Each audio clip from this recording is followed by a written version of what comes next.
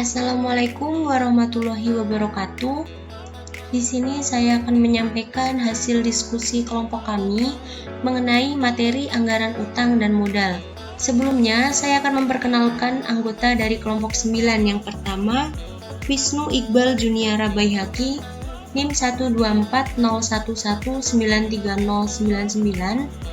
Yang kedua, Thalia Fani Rahmasari, NIM 12401193106. Yang ketiga, Yeni Rahmawati, NIM 12401193129. Dan yang terakhir, Evi Wulandari, NIM 12401193143. Materi yang akan dibahas yaitu yang pertama mengenai jenis utang dan manfaatnya. Materi yang kedua, faktor yang mempengaruhi. Materi yang ketiga, penyusunan anggaran utang, dan materi yang keempat yaitu penyusunan anggaran modal. Materi yaitu mengenai jenis utang dan manfaatnya. Hutang adalah kewajiban keuangan yang wajib dibayarkan kembali dalam rupa uang, barang atau jasa pada saat waktu sudah jatuh tempo kepada pihak lain yang memberikan pinjaman.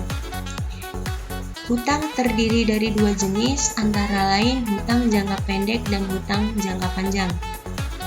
Hutang jangka pendek meliputi hutang wesel, hutang dagang, hutang jangka panjang yang sudah hampir jatuh tempo, penghasilan dibayar di muka, dan juga biaya yang masih harus dibayar.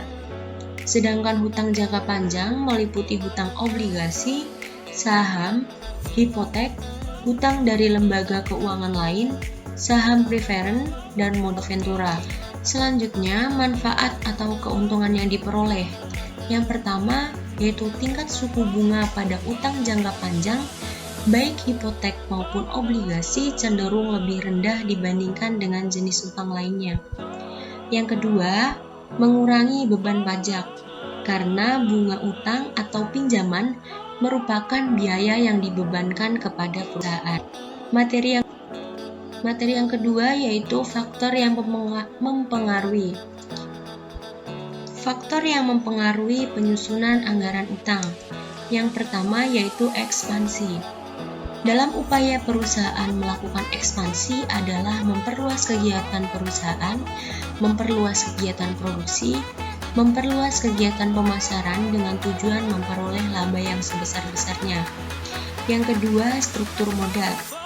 Faktor yang mempengaruhi anggaran utang lainnya adalah struktur modal yang berimbas pada keuangan perusahaan yang memperhatikan komposisi modal yang digunakan perusahaan untuk menjalankan kegiatan operasional. Yang kedua, faktor yang mempengaruhi penyusunan anggaran modal. Yang pertama, permasalahan dalam mengidentifikasi rancangan potensial. Yang kedua, permasalahan prediksi disebabkan oleh perilaku manusia. Yang ketiga, masalah mengukur kinerja manajer jangka pendek dan jangka panjang.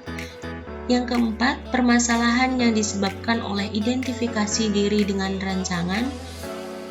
Yang kelima, pengembangan personil dan rancangan modal. Yang keenam, penganggaran modal sebagai suatu ritual. Dan yang ketujuh, perilaku pencarian resiko dan resiko aversif. Materi yang ketiga yaitu mengenai penyusunan anggaran utang. Penyusunan anggaran utang merupakan tanggung jawab Departemen Keuangan. Langkah pertama, Departemen Keuangan bekerja sama dengan Departemen Pembelian Rutin untuk mengumpulkan data belian dan syaratnya. Langkah kedua, menghitung anggaran utang usaha pada periode tertentu. Dan langkah yang ketiga yaitu menyusun anggaran utang.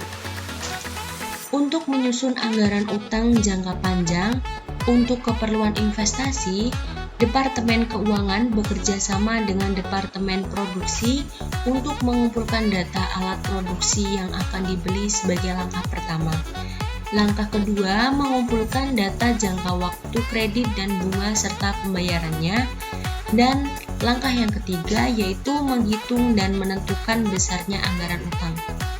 Dalam hal penyusunan anggaran utang, dibuat ilustrasi penyusunan anggaran utang jangka pendek dan utang jangka panjang untuk kredit investasi. Materi yang keempat yaitu mengenai penyusunan anggaran modal. Dalam penyusunan anggaran modal, yang dianggap sebagai modal adalah dari modal sendiri, yang berarti selisih harta atas utang.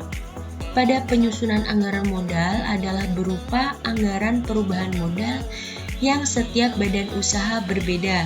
Di antaranya adalah perusahaan perseorangan, firma, persekutuan komanditer, perseroan terbatas, dan koperasi. Di sini terdapat contoh penulisan penyusunan anggaran modal dari perusahaan perseorangan. Sebelumnya, saya akan membacakan data dari perusahaan A. Perusahaan A modal awal Januari 2018 sebesar Rp100.000. Pada tanggal 15 Januari 2018, direncanakan Tuan A sebagai pemilik menyetor tambahan modal sebesar Rp50.000. Lalu, pada tanggal 28 Januari 2018, Tuan A menarik uang sebesar Rp10.000 untuk keperluan pribadi. Laba bersih dianggarkan bulan Januari 2018 sebesar Rp15.000. Jadi didapatkan data penyusunan perusahaan A, anggaran perubahan modal bulan berakhir 31 Januari 2018 sebagai berikut. Untuk contoh penulisan yang lain, bisa dilihat di makalah kelompok kami, kurang lebih penulisannya sama. Sekian presentasi dari kelompok kami, apabila ada kurang lebihnya mohon maaf. Terima kasih. Wassalamualaikum warahmatullahi wabarakatuh.